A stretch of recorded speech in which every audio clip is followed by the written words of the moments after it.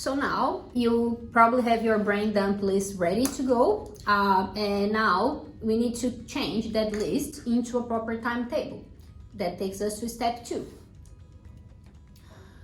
So how do we create the timetable? So the first things I think it's important for you guys to think before really putting the activities into the timetable is your energy levels.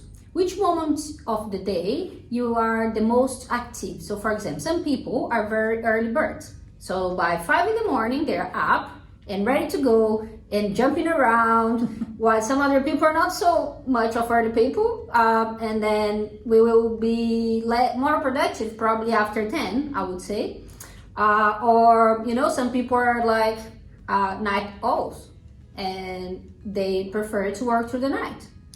Or to work from, I don't know, 9 to midnight. So, you know, everyone has different moments of the day when they are productive. So it's important for you to consider which one is the best for you. So then you can put in that moment the activities that will require the most attention or the most physical energy, the activities that will need this energy level to be high. And another thing that's important for you guys to start thinking before putting this in the timetable is the preferred activities. So all of us will have activities that needs to go into that timetable that you may not like to do as much. So for example, you may not really like to clean the house. You still need to. Yeah, and having it in the timetable is the best way to do actually, otherwise it never gets done. And if you don't do frequently, it gets much harder to do after. Experience. So think about what are the ones that you prefer to do as well, to then have kind of a balance in between the activities you really like and then some boring activities and then activities you really like again. And also think about the daily needs. So remember that thing we were talking about on your self-care, to consider what is daily and what needs to happen every day, because they need to come in first, because they must have. So kind of select from your list what are the things that really must have every day. So that might be the 4 to 5 times toileting, or the shower, the meals, the sleeping, and I don't know, calling your friend to tell that you are okay, because that's also something that we should do every day, is to talk to someone. And then from there, having those things considered, then we go into really building the timetable itself. And I'm gonna give it to Angel. Yeah, so we've got there on the screen, you can see a bit of a sample timetable. You can, you know, format it any way that works for you, but we have got it in 3 different colors, and the reason that we've done that is to suggest that it could be a useful idea to color code the activities that you're putting into your routine for the day according to whether they're a self-care activity, a productivity activity, or a leisure one. So if you allocate each of those 3 areas a color, and then visually you can see if you're getting a good amount of balance, that you're including activities from each of those 3 areas of occupation into your day, and you can very clearly see that. So that's a useful thing to do as well. Some other ideas there for structuring your day is about getting the energy level right. Amanda's already talked about that. If your best time is early in the morning, then put those kind of crucial activities on then. Don't forget to give yourself, some rewards when you're doing the activities. Like if you're getting a few things that are all the kind of self-care stuff that has to happen, or household tasks that have to happen, give yourself some leisure after that as a reward. And if you've got a big task, then maybe break it up over the week so that you can get it into achievable steps. Like for instance, some people, with the house cleaning, you might find some people are fine with kind of like, okay, today's going to be my house cleaning day and I'm just going to hit it hard. But if you struggle with physical fatigue, that can be really difficult. So maybe break it up into steps over the week. Okay, I'm going to tackle the bathroom on Monday. Tuesday, I'm going to do some sweeping. Thursday, I'm going to look at, getting some kitchen stuff happening. So break it up over the week. Another thing just to remember when you're putting your timetable together is that if you do live in a household with other members, then you need to think about how your routine is going to impact on them and how their routine is going to impact on you. So for instance, you might schedule self-care stuff of being in the bathroom at 8 a.m. every day, but maybe your housemate or your family member's got the same idea and there's only one bathroom. So you might need to do a bit of negotiation around that, or whether you're going to share meal preparation, stuff like that, and just taking those things into consideration when you're getting your routine scheduled in. And just make sure you be realistic about time brackets, it might be that you've kind of scheduled half an hour to get that task done, but it's going to take you an hour, so just try and keep a track of how long things take so that you can set your schedule up so that those things can be achievable during the day. Yeah. Very good. And I think that is it for step 2. So again, if you want to give it a little pause, have a look on your activities that you have on your brain dump sheet and try to do this line of thought into those activities as well. Think which ones need to go on your high energy level, which ones are your preferred activities so that you can use them as a bit of a reward, which ones are the ones you don't like so much so they can come combined together. Kind of just put all this thought that we discussed into that brain dump list, and then we get together in a minute for step 3. Great, see you then. All right, so now we're up to step 3. Hopefully you've had a think about your brain dump of activities, you've thought about how you're going to fit them into the day, and so now we want to get into the nitty-gritty of actually writing up a structure for the day. And we're going to talk through a few tips and ideas of how to make that work well for you. So yeah, a good tip is to reward yourself. If you get through a few activities, give yourself something fun to do so that you can have things to look forward to throughout the day. We also talked about in step 2 about having the timetable color coded, so that's a great tip, and it makes it more visually appealing. You can see straight off the bat what the plan is for the day. Please don't forget to be flexible. We're suggesting getting a structure in place, getting a routine in place, having a timetable can help you to do that. But it's not set in stone, it's not passed in legislation in Parliament or anything like that. And so it's only about what works for you.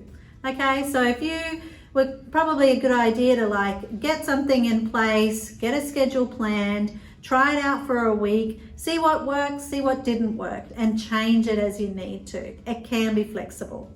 And sometimes things are going to come up that are unexpected that you haven't planned for this week, and you need to chuck that into the schedule anyway. So just keep it flexible. And also keep it visible. There's no point going to the effort of getting a schedule written down and a plan in place, and then down it goes to the bottom of a pile of papers, never to be thought about again. Keep it visible, maybe put it on the fridge or something like that so that you're always aware of it and you can keep track of it. And that'll really help keep that structure in the day.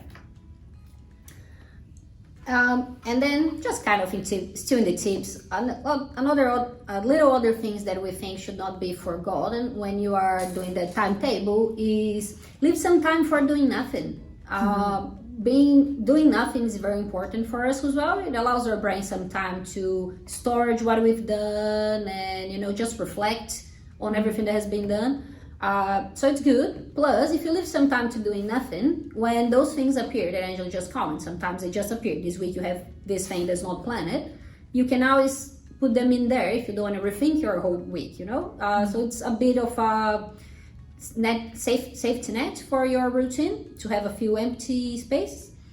And if you don't have really anything in that week, you can just go and watch Netflix or play a game or anything really that you like to do. Remember the small things. So for example, there's this one thing that we all do a lot and it takes a lot of time and we never remember to schedule into our routines. That's called social media. So social media takes time.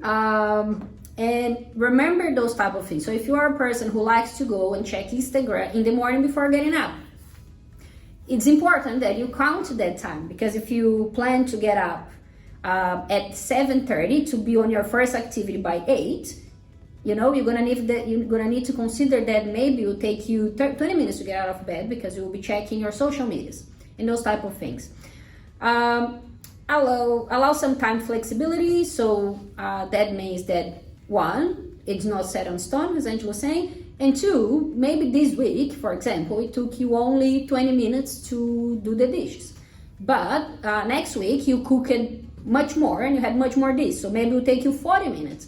So it's always important to kind of think that the brackets on your routine also need to be a bit flexible, because sometimes things will take longer, sometimes things will take shorter, and you still need to be able to kind of flexibly organize them all again. But from it, consider realistic time brackets, kind of the same thing. Set realistic daily goals. So don't try to do like 5,000 things in one day, because no one can do that. So be realistic to yourself and think about really, when you are doing things on your best day, how many things do you get done? But also think on your worst day, how many things you get done? And then try to consider an average of that, because we are a balance of good and bad days. So it's important to kind of think on the average, where would you standing? And then that means that some days maybe you won't get the whole daily routine done, but also means that in a lot of days you will get even more things done than the ones that are in there.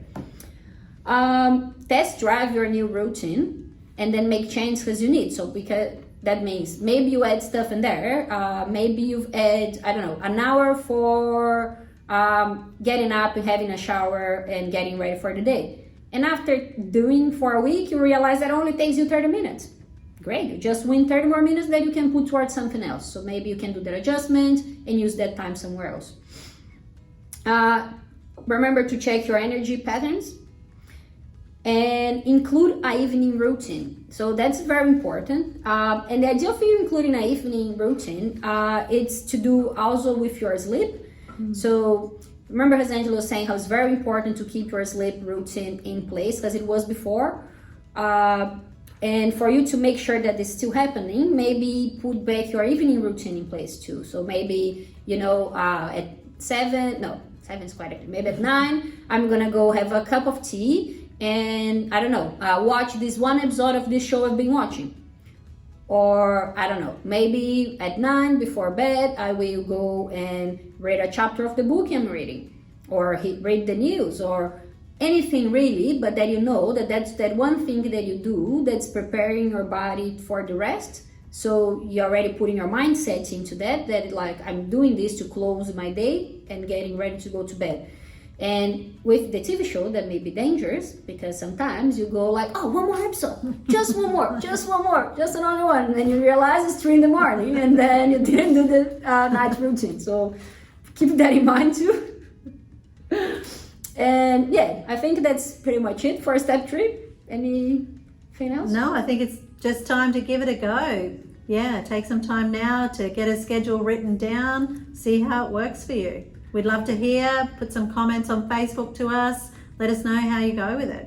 And yeah, just as a bit of a conclusion word, we try to maintain all your meaningful activities during isolation time, because that will keep you physically and mentally healthy.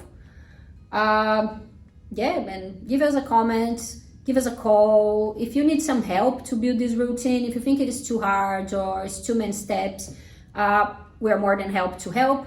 Just give us a call. An OT from ASSIST team will give you a hand and go through these steps with you. If you just, we're here. You know how to find us. Angela? Yeah, I guess we want to remind everyone that we are still here. I mean, everything is in a bit of lockdown, but we're all still at work. So we're mostly working from home, but if you ring the main office number 3844-4600, Emma will still answer the phone and she can put you through to any of us. So if you just ask to speak to one of the OTs in the ASSIST team, we'd love to have a chat. We'd love to hear how you go with it. Love to hear what works, what doesn't work, and really support you in doing it. Absolutely. Yeah, we're here, happy to help. And also, we would love to hear some more suggestions of other things that you think could be good for us to put in a video to help you to keep going during this isolation time. All right, great to see you all. We'll Good catch to up see with you all. soon. See you soon. Bye. Bye.